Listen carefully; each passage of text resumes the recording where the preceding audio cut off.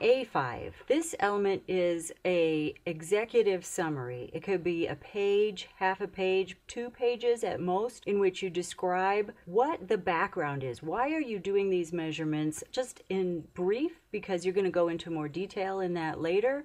You're going to provide information on if there are any standards that you're comparing your data to. First of all, the element describes the problem to be solved. Why are you doing these measurements? Briefly, are there concerns? Are you worried about that you don't have good baseline data against which to compare in the future?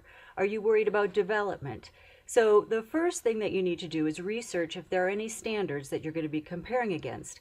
Now, it could be that you are going to compare against standards, but at this point, you're just seeing how well your air quality compares to the standards or other parameters that you're measuring. But be sure to research them. If you are measuring to compare against the National Ambient Air Quality Standards, there's a lot of quality assurance that you have to do, and we will walk you through that in this course.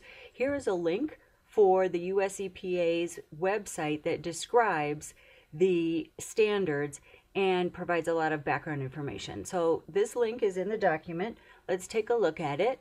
So that link pulls up this website, and this is a website that you're going to want to really study if you're doing air monitoring. Even if you're not comparing against the National Ambient Air Quality Standards, you're going to want to know what they are and the different methods, and all that information is accessible from this website. It's important to understand that EPA has certain pollutants that are regulated as part of the Clean Air Act, and those are called the criteria pollutants, and you can read about those there. This is a very important link, the NAAQS table. So I always right-click links and say open in a new tab because I don't want to lose where I was. And when you open that, it opens up a table showing you what the standards are for the different criteria pollutants. And ITEP has information on understanding these. Some of these are not so straightforward in terms of calculating whether or not you've met the standard. One of the most important things to notice here is that they all talk about averages over time, averaged over 3 years. So in order to conclude that your area is in attainment of the standards or doesn't meet the standard, you can't really say that until you've got 3 years of data. So we'll talk about that more when you get to that point. But looking back at this website, it's very important to know if you're monitoring for one of these pollutants, whether or not your area has been classified as an attainment area or a non-attainment area.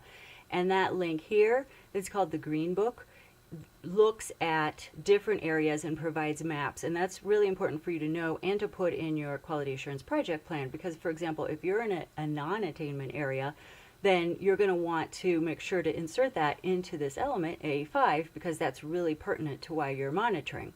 And then there's more specific information about the criteria pollutants here. We'll talk about data a lot, and reporting to the Air Quality System, AQS, is one of the things that you're probably going to want to do, and we have tools to help you do that. Even information on monitoring types. And if you get through this and go to the very bottom, this link, this is one of my favorite websites.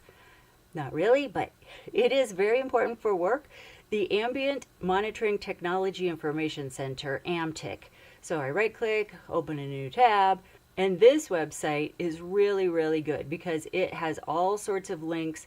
It has links to approved air monitoring methods. It's got links to quality assurance. It's got links to training and conferences. Getting back to what needs to be in your element A5, once you've spent, honestly, a few days, at least unless you're already familiar with it, researching whether or not you're in an attainment or non-attainment area. Another part of the research that you need to do as you're preparing your quality assurance project plan and your monitoring program is any existing measurements. And we have a video showing you how to go to the Air Now Tech Navigator website, and you can look at where monitors are near you, what pollutants they're monitoring for, and what concentrations they've come up with.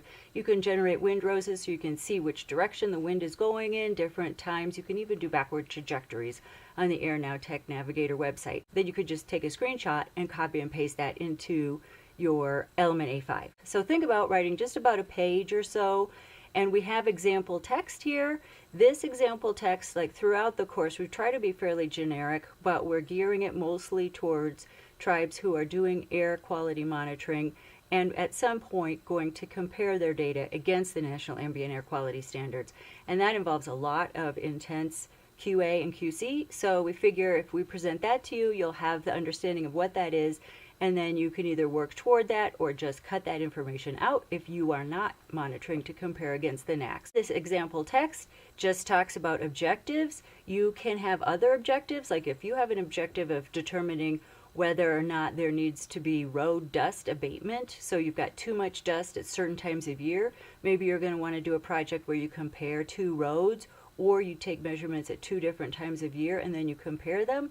And that's important just to state in a summary here that that is what you're doing. You may have additional objectives. Keep in mind that people are going to use your data for all kinds of purposes. What you need to be clear about is what you are designing this project to achieve. What questions do you have of your environment that this data is going to answer?